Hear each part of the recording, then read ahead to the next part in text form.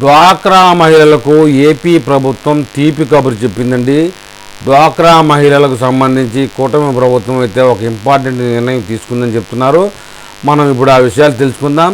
అయితే మొట్టమొదటిగా మనం చెప్పుకోవాల్సింది ఏంటంటే డ్వాక్రా గ్రూపుల నిర్మాణానికి అలనాడు చంద్రబాబు నాయుడు గారి మధ్యలోంచి వచ్చిన ఆలోచన అని చెప్పుకోవాలి. 15 సంవత్సరాల కిందట చంద్రబాబు నాయుడే డ్వాక్రా సంఘాలని నిర్మించడం జరిగింది. మరి ఇన్నాళ్ళ తర్వాత మళ్ళీ డ్వాక్రా మహిళలకు సంబంధించి గొప్ప గుడ్ న్యూస్ చెప్తా ఉన్నారు. ఏపీలో డ్వాక్రా మహిళలకు తీపి కబురంటూ డ్వాక్రా మహిళలకు సంబంధించి కూటమి ప్రభుత్వం మరొకసారి ఇంపార్టెంట్ నిర్ణయం తీసుకుందంటూ చెప్తున్నారు. ఇకపై డ్వాక్రా మహిళల ఆధ్వర్యంలో పెట్రోల్ బంకులు నడవనున్నాయండి. ఇదే ఒక పెద్ద అప్డేట్.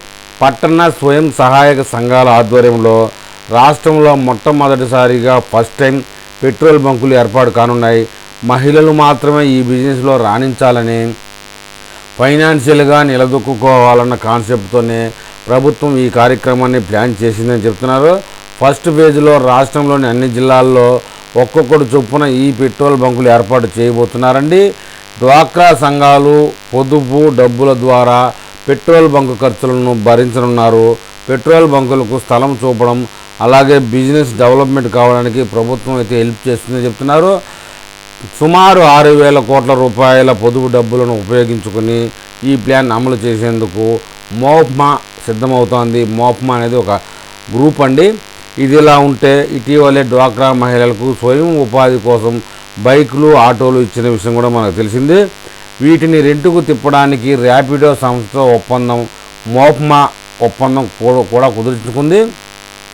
డ్వాక్రా మహిళల కోసం ఇంటికి కావాల్సిన వస్తువులన్నీ ఒకే చోట దొరికేలా నగరంలో స్మార్ట్ స్ట్రీట్ వెడ్డింగ్ మార్కెట్ కూడా ప్రారంభించాలని రాష్ట్ర ప్రభుత్వం అయితే నిర్ణయించింది. పెట్రోల్ బంకులు ఏర్పాటు తర్వాత ఈ స్మార్ట్ సిటీ బంకులు అనేవి ఏర్పాటు చేస్తారు.